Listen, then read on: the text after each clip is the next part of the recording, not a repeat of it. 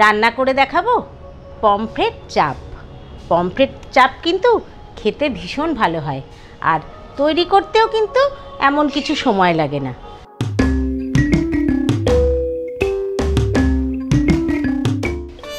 নমস্কার, আমি রুমকি আটপৌরে হেসেল নিয়ে আবার চলে এসেছি আপনাদের কাছে।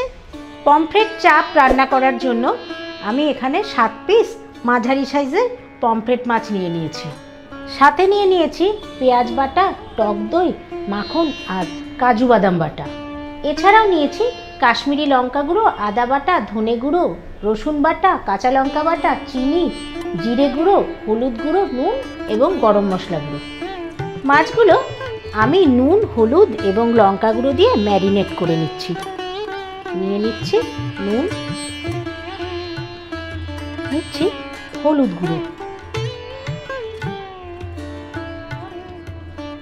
নিয়ে নিচ্ছি সামান্য কাশ্মীরি লঙ্কা গুঁড়ো। এতে কি হবে, মাছগুলো ভাজার সময় খুব সুন্দর রং ধরবে।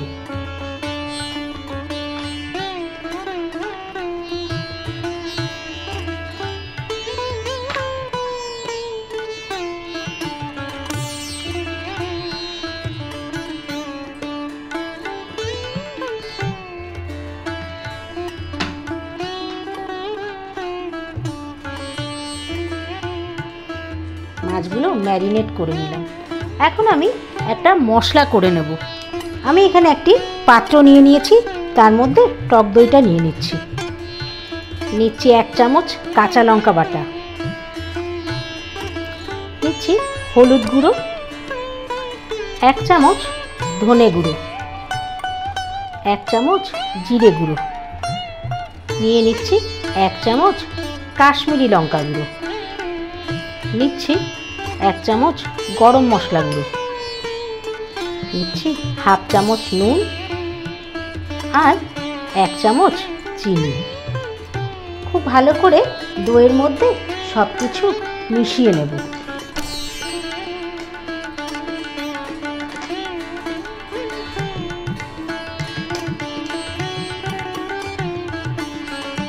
পমফ্রেট মাছ এমনিতেই ভীষণ সুস্বাদু, আর এই রকমভাবে রান্না করে দিলে তো কথাই নেই। সব কিছু মিশিয়ে আমি মিশ্রণটি তৈরি করে নিলাম। কড়াই গরম করে নিয়েছি, নিয়ে নিচ্ছি সর্ষের তেল। তেল গরম হয়ে গেছে, মাছগুলো ছেড়ে দিচ্ছি ভাজার জন্য।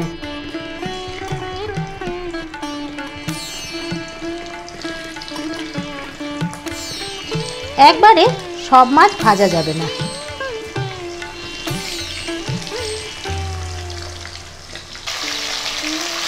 পমফ্রেট মাছগুলো উল্টে পাল্টে ভেজে নেব।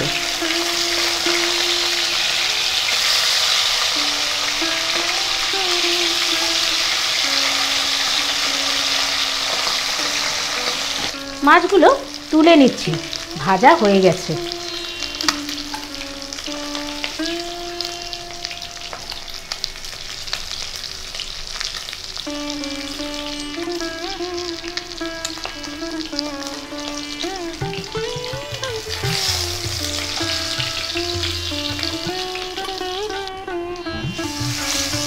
বাদবাকি মাছগুলো এইভাবে ভেজে নেব।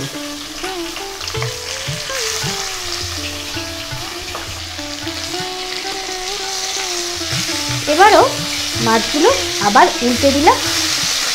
1 পিঠ হয়ে গেছে, আর 1 পিঠ ভাজা হওয়ার জন্য। বাকি মাছগুলো ওলট পালট করে ভেজে নিচ্ছি।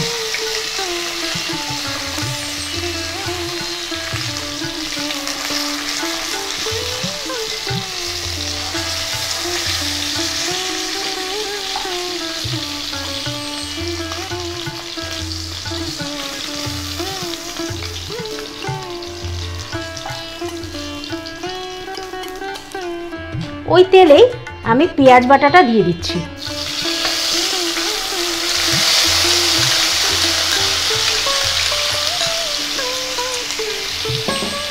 দিয়ে দিচ্ছি 1 চামচ আদা বাটা, আর দিয়ে দিচ্ছি 1 চামচ রসুন বাটা।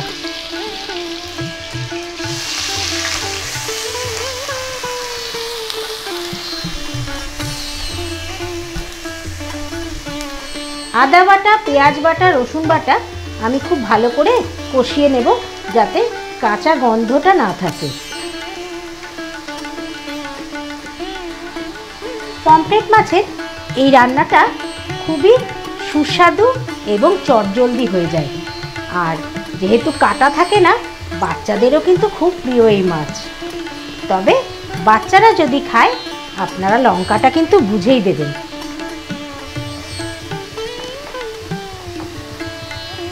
পেঁয়াজ বাটা থেকে প্রচুর কিন্তু জল বেরোয়, তাই কষার সময় এই জলগুলো কিন্তু শুকিয়ে নিতে হবে।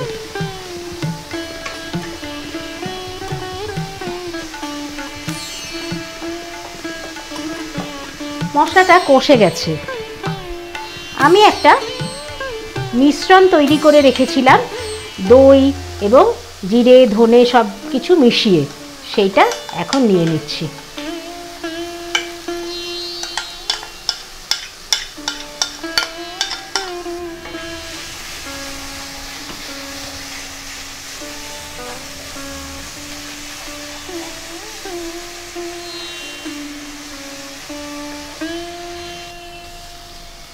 মশলা একদম কষে গেছে, নিয়ে নিচ্ছি পরিমাণ মতন জল।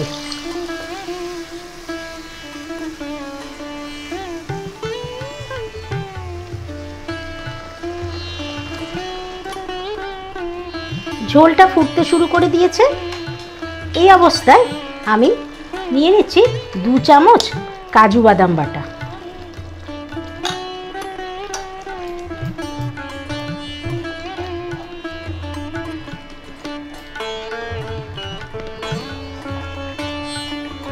এই রান্নাটা আমি একটু রিচ করেই করছি, তাই জন্য নিয়ে নিচ্ছি কিছুটা মাখন।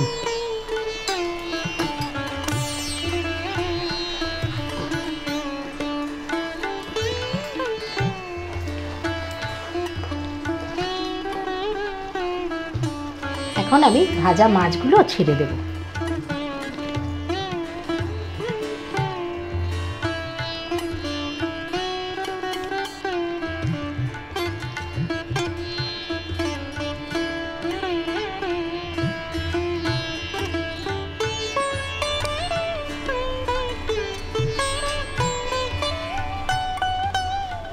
মাছগুলো একটু উল্টে পাল্টে মিনিট 10 ঢাকনা বন্ধ করে রান্না হতে দেব।